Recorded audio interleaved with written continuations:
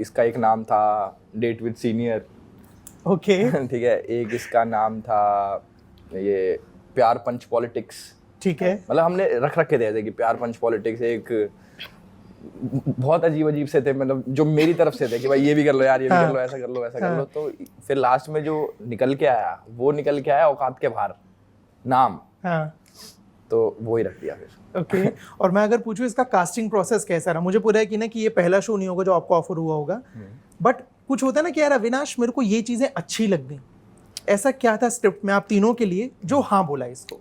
इसकी जो story line है ना, मतलब इसमें जो इमोशंस का अप एंड डाउन है वो मुझे बहुत पसंद आ गया कि कभी ये और फिर एकदम से ट्विस्ट आ गया ये, फिर कभी ऐसा हो गया कैरेक्टर, कभी वैसा हो गया। तो इसमें कैरेक्टर खुश भी है दुखी भी है और बीच वाला भी है, कभी कंफ्यूज्ड है। तो जो ये चेंज ऑफ इमोशंस था, मुझे ऐसा लगा कि मेरे लिए नया है। अगर मैं ये ट्राई करूंगा, ये एक्टिंग करूंगा ये वाली, तो ये मेरे लिए सारी चीज़ें नई है, तो मज़ा आएगा। प्लस इसकी जो स्टोरी लाइन है वो है सबसे बढ़िया। स्टोरी लाइन से ऊपर कुछ नहीं है भाई। आज तक कितनी फिल्म बन रखी है बॉलीवुड में उन सबसे ऊपर है ये। हाँ यार ज्यादा कर दिया मैंने, ज्यादा कर दिया मैंने यार, तो अलग ही ओवर कर दिया मैंने। खुश है ये, इससे ये खाना होता है खाया खुश है। वाला जवाब। मैं खुश Correct, हूँ हाँ, यार। बिल्कुल खुश है। हाँ। पर यार ये शो हम सबके लिए बहुत स्पेशल है। इररिस्पेक्टिव ऑफ मैं कितना काम कर चुकी हूँ, ये कितना काम कर चुका है, मल्हार ने कितना काम किया है, क्योंकि एक तो कहानी बहुत अच्छी है और हर एक के कैरेक्टर्स बहुत अच्छे से डिजाइन हुए हैं। मैंने जब पहली बार राजबाला का कैरेक्टर पढ़ा, मुझे लगा she is a tomboy, but the moment I said is she a tomboy, they were like no she is not a tomboy. I said why, and then they had their reasons. So ये जो layering है ना, ये layering आपका धीरे धीरे काम कर करके और ईच डे ऑन सेट बनती है, जैसे जैसे सीन्स होते हैं वैसे बनती है। तो वो कर आके एंड में जब हम देखते हैं, we know what we have made and we know what has been created. So trailer में जो आपने देखा है वो तो एक थोड़ा सा एक वो तो तड़का कुछ भी नहीं है भाई, वो तो कुछ नहीं है, अभी तो कितना कुछ है। और फिर उसके बाद आप BTS देखना तो कितना मेन मजा है चीज तो भाई 3 तारीख को भाई, लोकेशन पे छप जाओ। इन्होंने इतने बढ़िया आंसर्स दिए, सब कुछ ही बोल दिया है। बट हाँ, दिस शो हैज एवरीथिंग। प्यार है, पॉलिटिक्स है, पंचेस है और इसमें बिट्रेयल है, तो इसमें सब कुछ ही है। तो I think audience will love it और फ्री में है, so please binge watch it. ये है सबसे मेन चीज, ये फ्री में। आपको किसी दोस्त को कॉल करके नहीं बोलना पड़ेगा भाई, अरे पासवर्ड देना। भेज यार। या फिर कोई बेवकूफ बनाए ना कि 500 रुपए में दिखा दूंगा, तो वो मत मानना, देख लेना जाके फ्री में। लवेंगे। मुझे ना इस शो का टाइटल इसलिए मैंने पूछा, मेरे को बहुत अच्छा लगा। मुझे लगता है हम सबकी जिंदगी में एक वो पल आता है जहाँ पे हमें लगता है भाई साहब ये चीज़ हमने औकात से बाहर कर दी है। मेरी लाइफ में भी रहा है, मुझे लगता है आपकी भी लाइफ में रहा होगा। वो एक मोमेंट ऐसा कौन सा रहा जो ये लगा कि ये चीज़ औकात के बाहर वाली मैंने कर दी है? सच बताऊं? हाँ प्लीज। भाई मेरे को रोज लगता है, मतलब रोज रात को सोने से पहले मुझे ऐसा लगता है कि अच्छा मैं क्या क्या कर रहा हूँ। फिर मैं देखता हूँ मैं पहले क्या करता था, तो फिर मुझे रोज ही रियलाइज होता है कि यार ये तो मैंने कुछ तो करा।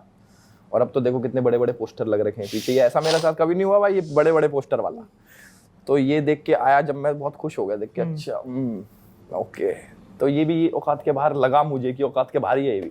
मम्मी को बताया, मम्मी को फोन करके दिखाया? अभी तक उन्होंने शो देखा है फैमिली मम्मी ने शो नहीं देखा। हाँ। मम्मी को मैं सरप्राइज दे रहा हूँ कि 3 को आप ऐड आएंगी ना बीच बीच में, उसको साथ देखना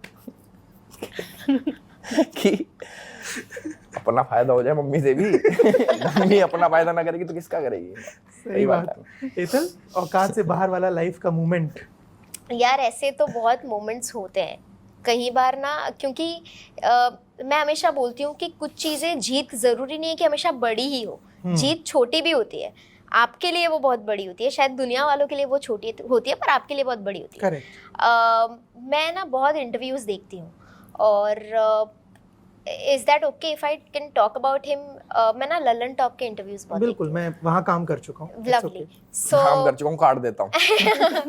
और मुझे उन्होंने अभी इंस्टाग्राम पे ना, मतलब उन्होंने मुझे मेरे धनक की कोई क्लिप देखकर सर ने मुझे मैसेज किया, सौरभ जी ने, उन्होंने एक मैसेज किया और तब मेरे को लगा कि अरे सौरभ सर का मैसेज आ गया है धनक को लेकर, उन्होंने क्लिप देखी। ओके। और 2-3 दिन पहले ही उन्होंने मुझे इंस्टाग्राम पे फॉलो कर दिया है। तो अब ये जो फॉलो का जो नोटिफिकेशन है ना, वो मेरे लिए बहुत बड़ी बात है, क्योंकि इंस्टाग्राम या फॉलोअर्स या नंबर्स शायद वो कई बार उतनी बड़ी बात नहीं होती, पर किसी को आपका काम पसंद आ जाए ये एक बहुत बड़ी जीत होती है। सो मेरे लिए अभी एक चीज़ हुई है जो बहुत स्पेशल है, वो ये है। नाइस। आई थिंक मैं यहाँ पे बैठी हूँ, यही मतलब मेरे लिए औकात से बाहर था, अब नहीं है। ओके। बट कोई लिमिट्स नहीं सेट करनी चाहिए यार आप, मतलब और हम ह्यूमंस भी तो सेल्फिश ही होते हैं कि ये कर लिया, अभी ये चाहिए तो रोज भूख हमारे बढ़ती रहती है। हाँ भूख बढ़ती हाँ। रहती है, तो रोज ऑफ कोर्स वो सरप्राइज फैक्टर तो होता ही है कि वाह मैंने ये कर लिया, अब क्या। सो आई थिंक ये यस, लिमिट तो मैंने तो सेट नहीं की है कि ये इतना ही करना है। मेरे को ना ट्रेलर में एक चीज़ बड़ी अच्छी लगी, वहाँ पे एक छोटे से सीन में एक बहुत बड़ी चीज़ दिखाई गई है जिससे मैं बहुत कोरिलेट कर पाया कि हम बहुत सारे लोग जो शायद छोटे शहर से, छोटी जगहों से आते हैं, उन्हें बहुत बार इन बड़े शहरों में ऐसा महसूस करवाया जाता है, चाहे वो जानबूझकर चाहे वो गलती से, कि यार यू डोंट बिलोंग हियर। एक डायलॉग है ना, गाँव के फटीचर, हाँ है ना। कभी रियल लाइफ में ऐसा कुछ हुआ है कि कुछ किसी ने ऐसे महसूस करवाया कि भाई नहीं यार तुम लोग गलत जगह हो, यू डोंट बिलोंग यहाँ पे? बताओ भाई। आप लोग बताओ ना, ऐसा हुआ कभी? मैं तो सोच रहा हूँ अभी। क्योंकि मेरे साथ हुआ है ये बहुत बार इनिशियल डेज में। ये बिल्कुल हुआ है और ये होता है मेरे साथ ना। ये एक मतलब पहले ये होता था कि because I started off as a child actor, so sometimes when you are the youngest on set people often under estimate you. Correct. तो कई बार बिल्कुल मैं मतलब जो मेरे सीनियर एक्टर्स होते हैं मैं उनकी बहुत, और मैं ना सीखना बहुत चाहती हूँ, तो ज़रूरी नहीं है कि मैं उनसे बात करके ही सीखूँ। मैं बहुत चीज़ें ऑब्जर्व करती हूँ उनके बारे में, और आई थिंक अभी जो मैं हूँ वो कहीं ना कहीं कुछ ना कुछ सबसे बटोर के ये बना है मेरे अंदर। पर अक्सर ऑन सेट पहले ये होता था क्योंकि मैं सबसे ज़्यादा छोटी हूँ तो वो अंडर एस्टिमेट कर देते थे कि शायद वो इम्प्रोवाइजेशन ना हो, शायद इतना बड़ा वो लाइन शायद एक फ्लो में ना जाए, हम कट करके भी कर सकते हैं, शायद वन टेक ना हो। बट ठीक है, मतलब वो कलाकार है, वो छोटा बड़ा नहीं होता। एक्सपीरियंस भी कई बार नहीं होता, जैसे एल्विश तो फर्स्ट टाइम कर रहा है ये, बट उसने बहुत एक्टिंग की है आपने, एक्टिंग की है उसने, लेकिन हाँ, इस शो में उसने जो किया है, क्योंकि एज एन एक्टर जब आप 12 घंटे की आपकी शिफ्ट होती है और वो 12 घंटे आपको उसी एनर्जी से विदाउट बीइंग इरिटेटेड जब आपको काम करना है, वो एक्सपीरियंस सिर्फ एक एक्टर का ही होता है। वो नो मैटर आप क्या कर चुके हो उससे फर्क नहीं पड़ता, बट उसने वो बहुत बखूबी किया है। सो कई बार मुझे लगता है कि आपको कई बार किसी को अंडर एस्टिमेट नहीं करना चाहिए, specially on the basis of their age. So ये कई बार फील करवाया गया है कि because she is the youngest she wouldn't be able to do it, but हाँ ठीक है ना, एक्टर है, कर लेते हैं सब लोग। आई थिंक मेरे कॉलेज में I was a nerd like I mention, तो इमेज काफ़ी अलग थी। किसी ने सोचा भी नहीं होगा कि अच्छा एक्ट्रेस बन जाएगी, क्योंकि पढ़ाई और उसमें ही था।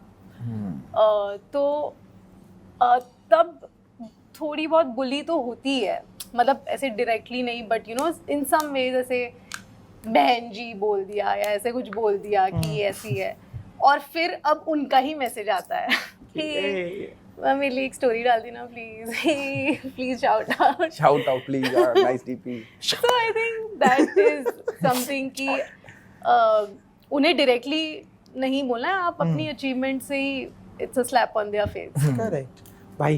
अपने साथ भाई स्कूल मतलब ऐसा कुछ वो नहीं हुआ कि ये अरे ये तो ये है वो है, मतलब ऐसा फील हुआ, खुद से ही फील हो जाता है ना कि यार ये कोई ना, आप दूसरी दुनिया में आ गए। जैसे किसी हाई-फाई स्कूल में एडमिशन हुआ था मेरा, था उसी से पास आउट हूँ ऐसे तो मैं, बट जहाँ से मैं गया था वो बहुत अलग दुनिया थी। तो तब जाके मुझे पता लगा कि भाई यहाँ पे इकोनॉमिक्स नहीं इकोनॉमिक्स है। मतलब वो उतना गैप आ गया था ये कि इंग्लिश मीडियम ज़्यादा तगड़े वाले होता है ना वो वाला, कि भाई सब वही वैसे वाले लोग हैं।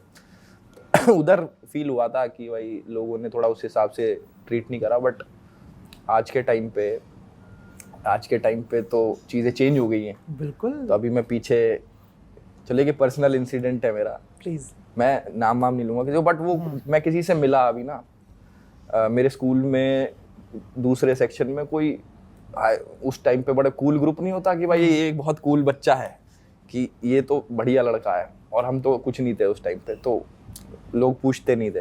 तो मैं भी थोड़े टाइम पहले जी-वैगन ली थी मैंने, तो मैं उसी में घूम रहा था, तो मेरे को वो टकराया ऐसे नहीं, मैंने उसको देख लिया, मैं कि अरे रुक। उसने तो रोका भी नहीं मेरे को, मैंने उसको रोका, वो पैदल था।